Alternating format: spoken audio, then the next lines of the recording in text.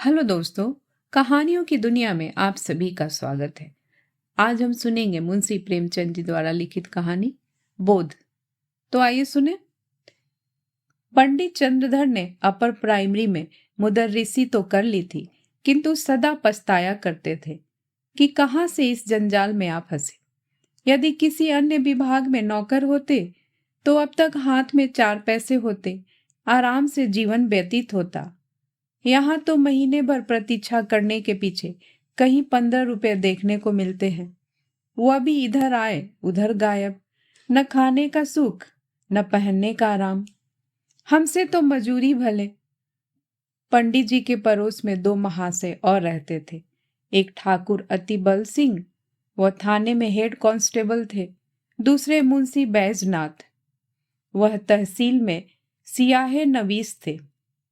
इन दोनों आदमियों का वेतन पंडित जी से कुछ अधिक न था, तब भी उनकी चैन से गुजरती थी। संध्या को वह कचहरी से आते, बच्चों को पैसे और मिठाइयाँ देते। दोनों आदमियों के पास टहलुए थे। घर में कुर्सियाँ, मेजें, फर्श आदि सामग्रियाँ मौजूद थी। ठाकुर साहब शाम को आराम कुर्सी पर लेट जाते और खुशबूदार खमीरा पीते। मुंशी जी को शराब कबाब का व्यसन था। अपने सुसज्जित कमरे में बैठे हुए बोतल की बोतल साफ कर देते। जब कुछ नशा होता तो हारमोनियम बजाते। सारे मोहल्ले में रोब-दाब था। उन दोनों महाशयों को आता देखकर बनिए उठकर सलाम करते। उनके लिए बाजार में अलग भाव था। 4 पैसे सेर की चीज टके में लाते। लकड़ी ईंधन मुफ्त में मिलता। पंडित जी उनके इस ठाट बाट देखकर कुढ़ते और अपने भाग्य कोसते।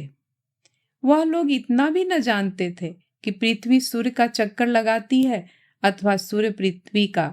साधारण पहाड़ों का भी ज्ञान न था। तिस पर भी ईश्वर ने उन्हें अपनी प्रभुता दे रखी थी। यह लोग पंडित जी पर बड़ी कृपा रखते थे। कभी सेर आधा सेर दूध भेज देते और कभी थोड़ी सी तरकारियां, किंतु इनके बदले में पंडित जी को ठाकुर साहब के 2 और मुंशी जी के 3 लड़कों की निगरानी करनी पड़ती। ठाकुर साहब कहते, पंडित जी यह लड़के हर घड़ी खेला करते हैं, जरा इनकी खबर लेते रहिए। मुंशी जी कहते, यह लड़के आवारा हुए जाते हैं, जरा इनका ख्याल रखिए। यह बातें बड़ी अनुग्रहपूर्ण रीति से कही जाती थी, मानो पंडित जी उनके गुलाम हैं। पंडित जी को यह व्यवहार असह्य लगता था, किंतु इन लोगों को नाराज करने का साहस न कर सकते थे। उनकी बदौलत कभी कभी दूध दही के दर्शन हो जाते, कभी अचार चटनी चख लेते। केवल इतना ही नहीं, बाजार से चीजें भी सस्ती लाते। इसलिए बेचारे इस अनीति को विष की घूंट के समान पीते। इस दुर्अवस्था से निकलने के लिए उन्होंने बड़े बड़े यत्न किए थे। प्रार्थना पत्र लिखे, अफसरों की खुशामदी की, पर आशा न पूरी हुई। अंत में हार कर बैठ रहे। हाँ, इतना था कि अपने काम में त्रुटि न होने देते। ठीक समय पर जाते, देर करके आते, मन लगाकर पढ़ाते। इससे उनके अफसर लोग खुश थे। साल में कुछ इनाम देते और वेतन वृद्धि का जब कभी अवसर आता उनका विशेष ध्यान रखते। परंतु इस विभाग की वेतन वृद्धि ऊसर की खेती है, बड़े भाग्य से हाथ लगती है। बस्ती के लोग उनसे संतुष्ट थे। लड़कों की संख्या बढ़ गई थी और पाठशाला के लड़के तो उन पर जान देते थे। कोई उनके घर आकर पानी भर देता, कोई उनकी बकरी के लिए पत्ती तोड़ लाता। पंडित जी इसी को बहुत समझते थे। एक बार सावन के महीने में मुंशी बैजनाथ और ठाकुर अतिबल सिंह ने श्री अयोध्या जी की यात्रा की सलाह दी। दूर की यात्रा थी, हफ्तों पहले से तैयारियां होने लगी। बरसात के दिन सब परिवार जाने में अड़चन थी, किंतु स्त्रियां किसी भांति न मानती थी। अंत में विवश होकर दोनों महाशयों ने 1-1 सप्ताह की छुट्टी ली और अयोध्या जी चले। पंडित जी को भी साथ चलने के लिए वादे किया। मेले ठेले में एक फालतू आदमी से बड़े काम निकलते हैं। पंडित जी असमंजस में पड़े, परंतु जब उन लोगों ने उनका ब्याज देना स्वीकार किया तो इनकार न कर सके और अयोध्या जी की यात्रा का ऐसा सुअवसर पाकर न रुक सके। बिल्हौर से 1 बजे रात को गाड़ी छूटती थी। यह लोग खा पी कर स्टेशन पर आ बैठे। जिस समय गाड़ी आई चारों ओर भगदड़ सी पड़ गई। हजारों यात्री जा रहे थे। उस उतावली में मुंशी जी पहले निकल गए। पंडित जी और ठाकुर साहब साथ थे। एक कमरे में बैठे। इस आफत में कौन किसका रास्ता देखता है। गाड़ियों में जगह की बड़ी कमी थी, परंतु जिस कमरे में ठाकुर साहब थे उसमें केवल 4 मनुष्य थे। वह सब लेटे हुए थे। ठाकुर साहब चाहते थे कि वह उठ जाए तो जगह निकल आए। उन्होंने एक मनुष्य से डांट कर कहा, उठ बैठो जी, देखते नहीं हम लोग खड़े हैं। मुसाफिर लेटे लेटे बोला, क्यों उठ बैठे जी, कुछ तुम्हारे बैठने का ठेका लिया है। ठाकुर, क्या हमने किराया नहीं दिया है। मुसाफिर, जिसे किराया दिया हो उसे जाकर जगह मांगो। ठाकुर, जरा होश की बात करो, इस डब्बे में 10 यात्रियों की आज्ञा है। मुसाफिर, यह थाना नहीं है, जरा जबान संभाल कर बातें कीजिए। ठाकुर, तुम कौन हो जी। मुसाफिर, हम वही हैं जिस पर आपने खुफिया फरोशी का अपराध लगाया था, जिसके द्वार से आप नगद 25 रुपए लेकर टले थे। ठाकुर, आहा, अब पहचाना, परंतु मैंने तो तुम्हारे साथ रियायत की थी। चालान कर देता तो तुम सजा पा जाते। मुसाफिर, और मैंने भी तो तुम्हारे साथ रियायत की, गाड़ी में खड़ा रहने दिया। ढकेल देता तो तुम नीचे चले जाते और तुम्हारी हड्डी पसली का पता न लगता। इतने में दूसरा लेटा हुआ यात्री जोर से ठट्ठा मारकर हंसा और बोला, क्यों दरोगा साहब, मुझे क्यों नहीं उठाते। ठाकुर साहब क्रोध से लाल हो रहे थे। सोचते थे अगर थाने में होता तो इनकी जवान खींच लेता, पर इस समय बुरे फंसे थे। वह बलवान मनुष्य थे, पर यह दोनों मनुष्य भी हट्टे कट्टे पड़ते थे। ठाकुर, संदूक नीचे रख दो, बस जगह हो जाए। दूसरा मुसाफिर बोला, और आप ही क्यों ना नीचे बैठ जाएं, इसमें कौन सी हठी हो जाएगी। यह थाना थोड़े ही है कि आपके रोब में फर्क पड़ जाएगा। ठाकुर साहब ने उसकी ओर भी ध्यान से देखकर पूछा, क्या तुम्हें भी मुझसे कोई बैर है। जी हाँ, मैं तो आपके खून का प्यासा हूं। मैंने तुम्हारा क्या बिगाड़ा है, तुम्हारी तो सूरत भी नहीं देखी। दूसरा मुसाफिर, आपने मेरी सूरत न देखी होगी, पर आपकी मैंने देखी है। इसी कल के मेले में आपने मुझे कई डंडे लगाए, मैं चुपचाप तमाशा देखता था, पर आपने आकर मेरा कचूमर निकाल दिया। मैं चुपचाप रह गया, पर घाव दिल पर लगा हुआ है, आज उसकी दवा मिलेगी। यह कहकर उसने और भी पांव फैला दिए और क्रोधपूर्ण नेत्रों से देखने लगा। पंडित जी अब तक चुपचाप खड़े थे, डरते थे कहीं मारपीट न हो जाए। अवसर पाकर ठाकुर साहब को समझाया। ज्यों ही तीसरा स्टेशन आया, ठाकुर साहब ने बाल बच्चों को वहां से निकालकर दूसरे कमरे में बैठाया। इन दोनों दुष्टों ने उनका असबाब उठा उठाकर जमीन पर फेंक दिया। जब ठाकुर साहब गाड़ी से उतरने लगे तो उन्होंने उनको ऐसा धक्का दिया कि बेचारे प्लेटफॉर्म पर गिर पड़े। गार्ड से कहने दौड़े थे कि इंजन ने सीटी दी, जाकर गाड़ी में बैठ गए। उधर मुंशी बैद्यनाथ की और भी बुरी दशा थी। सारी रात जागते गुजरी, जरा पैर फैलाने की जगह न थी। आज उन्होंने जेब में बोतल भरकर रख ली थी। प्रत्येक स्टेशन पर कोयला पानी ले लेते थे। हल यह हुआ कि पाचन क्रिया में विघ्न पड़ गया। एक बार उल्टी हुई और पेट में ममोर होने लगी। बेचारे बड़े मुश्किल में पड़े। चाहते थे कि किसी भांति लेट जाए, पर वहां पैर हिलाने को भी जगह न थी। लखनऊ तक तो उन्होंने किसी प्रकार जब्त किया, आगे चलकर विवश हो गए। एक स्टेशन पर उतर पड़े, खड़े न हो सकते थे। प्लेटफॉर्म पर लेट गए। पत्नी भी घबराई, बच्चों को लेकर उतर पड़ी। असबाब उतारा, पर जल्दी में ट्रंक उतारना भूल गई। गाड़ी चल दी। दरोगा जी ने अपने मित्र को इस दशा में देखा तो वह भी उतर पड़े। समझ गए कि हजरत आज ज्यादा चढ़ा गए। देखा तो मुंशी जी की दशा बिगड़ गई थी। ज्वर, पेट में दर्द, नसों में तनाव, कै और दस्त, बड़ा खटका हुआ। स्टेशन मास्टर ने यह दशा देखी तो समझा हैजा हो गया है। हुक्म दिया कि रोगी को अभी बाहर ले जाओ। बेवश होकर मुंशी जी को लोग एक पेड़ के नीचे उठा लाए। उनकी पत्नी रोने लगी। हकीम डॉक्टर की तलाश हुई। पता लगा कि डिस्ट्रिक्ट बोर्ड की तरफ से वहां एक छोटा सा अस्पताल है। लोगों की जान में जान आई। किसी से यह भी मालूम हुआ कि डॉक्टर साहब बिल्हौर के रहने वाले हैं। ढाढ़स बंधा। दरोगा जी अस्पताल दौड़े।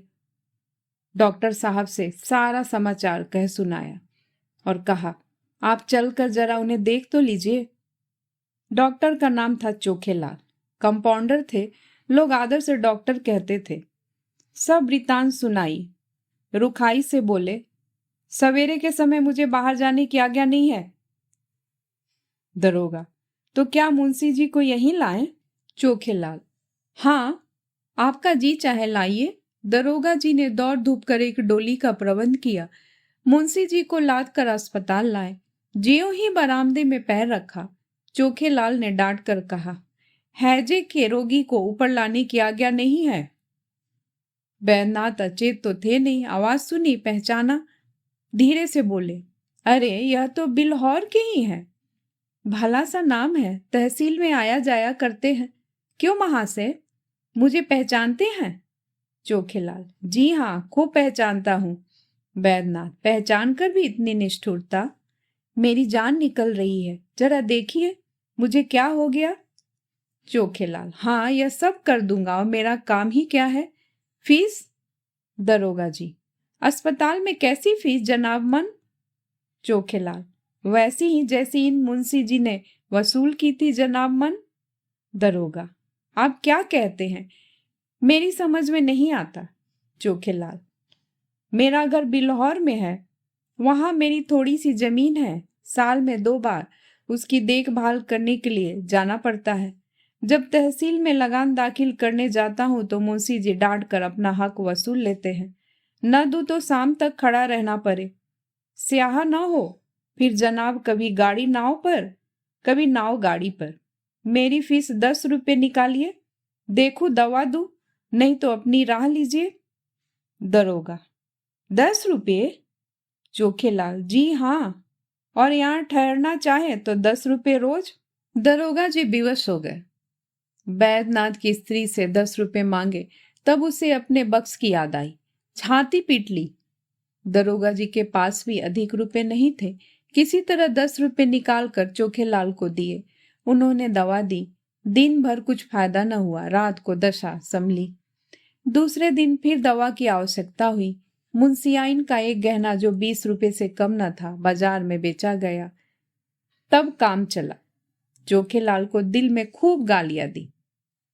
श्री अयोध्या जी में पहुंचकर स्थान की खोज हुई। पंडों के घर जगह न थी। घर घर में आदमी भरे हुए थे। सारी बस्ती छान मारी पर कहीं ठिकाना न मिला। अंत में यह निश्चय हुआ कि किसी पेड़ के नीचे डेरा जमाना चाहिए, किंतु जिस पेड़ के नीचे जाते थे वहीं यात्री पड़े मिलते। सिवाय खुले मैदान में रेत पर पड़े रहने के और कोई उपाय न था। एक स्वच्छ स्थान देखकर बिस्तरे बिछाए गए और लेटे। इतने में बादल घिर आए। बूंदे गिरने लगी, बिजली चमकने लगी। गरज से कान के पर्दे फटे जाते थे। लड़के रोते थे, स्त्रियों के कलेजे कांप रहे थे। अब यहाँ ठहरना दुस्सह था, पर जाए कहाँ? अकस्मात एक मनुष्य नदी की तरफ से लालटेन लिए आता दिखाई दिया। वह निकट पहुंचा तो पंडित जी ने उसे देखा। आकृति कुछ पहचानी हुई मालूम हुई, किंतु वह विचार न आया कि कहाँ देखा है। पास जाकर बोले, क्यों भाई साहब, यहाँ यात्रियों के रहने की जगह न मिलेगी? वह मनुष्य रुक गया। पंडित जी की ओर ध्यान से देखकर बोला, आप पंडित चंद्रधर तो नहीं हैं? पंडित प्रसन्न होकर बोले, जी हाँ, आप मुझे कैसे जानते हैं? उस मनुष्य ने सादर पंडित जी के चरण छुए और बोला, मैं आपका पुराना शिष्य हूं, मेरा नाम कृपा शंकर है। मेरे पिता कुछ दिनों बिल्हौर में डाक मुंशी रहे थे। उन्हीं दिनों मैं आपकी सेवा में पढ़ता था। पंडित जी की स्मृति जागी। बोले, ओहो, तुम ही हो कृपा शंकर। तब तो तुम दुबले पतले लड़के थे। कोई 8-9 साल हुए होंगे। कृपा शंकर, जी हाँ, 9वां साल है। मैंने वहां से आकर एंट्रेंस पास किया, अब यहाँ म्यूनिसिपैलिटी में नौकर हूँ। कहिए, आप तो अच्छी तरह से रहे। सौभाग्य था कि आपके दर्शन हो गए। पंडित जी, मुझे भी तुमसे मिलकर बड़ा आनंद हुआ। तुम्हारे पिता अब कहाँ हैं? कृपा शंकर, उनका तो देहांत हो गया। माता जी हैं। आप यहाँ कब आए? पंडित जी, आज ही आया हूँ। पंडों के घर जगह न मिली, विवश होकर यहीं रात काटने की ठहरी। कृपा शंकर, बाल बच्चे भी साथ हैं? पंडित जी, नहीं, मैं तो अकेला ही आया हूँ, पर मेरे साथ दरोगा जी और सियाहेन व्हील साहब हैं। उनके बाल बच्चे भी साथ हैं। कृपा शंकर, कुल कितने मनुष्य होंगे? पंडित जी, हैं तो 10, किंतु थोड़ी सी जगह में निर्वाह कर लेंगे। कृपा शंकर, नहीं साहब, बहुत सी जगह लीजिए, मेरा बड़ा मकान खाली पड़ा है। चलिए, आराम से 1, 2, 3 दिन रहिए। मेरा परम सौभाग्य है कि आपकी कुछ सेवा करने का अवसर मिला। कृपा शंकर ने कूली बुलाए, असबाब उठवाया और सबको अपने मकान पर ले गया। साफ सुथरा घर था। नौकर ने चट पर चारपाइयां बिछा दी। घर में पूरियां पकने लगी। कृपा शंकर हाथ बांधे सेवक की भांति दौड़ता था। हृदय उल्लास से उसका मुख कमल चमक रहा था। उसकी विनय और नम्रता ने सबको मुग्ध कर दिया और सब लोग तो खा पी कर सोए, किंतु पंडित चंद्रधर को नींद नहीं आई। उनकी विचार शक्ति इस यात्रा की घटनाओं का उल्लेख कर रही थी। रेलगाड़ी की रगड़ झगड़ और चिकित्सालय की नोच खसोट के सम्मुख कृपा शंकर की सहृदयता और शालीनता प्रकाश में दिखाई देती थी। पंडित जी ने आज शिक्षक का गौरव समझा। उन्हें आज इस पद की महानता ज्ञात हुई। यह लोग 3 दिन अयोध्या रहे। किसी बात का कष्ट न हुआ। कृपा शंकर ने उनके साथ धाम का दर्शन कराया। तीसरे दिन जब लोग चलने लगे तो वह स्टेशन तक पहुंचाने आया। जब गाड़ी ने सीटी दी तो उसने सजल नेत्रों से पंडित जी के चरण छुए और बोला, कभी कभी सेवक को याद करते रहिएगा। पंडित जी घर पहुंचे तो उनके स्वभाव में बड़ा परिवर्तन हो गया था। उन्होंने फिर किसी दूसरे विभाग में जाने की चेष्टा नहीं की। दोस्तों, इस कहानी को सुनने के लिए आपका बहुत बहुत धन्यवाद। मैं फिर हाजिर होंगी एक नई कहानी के साथ। तब तक के लिए नमस्कार।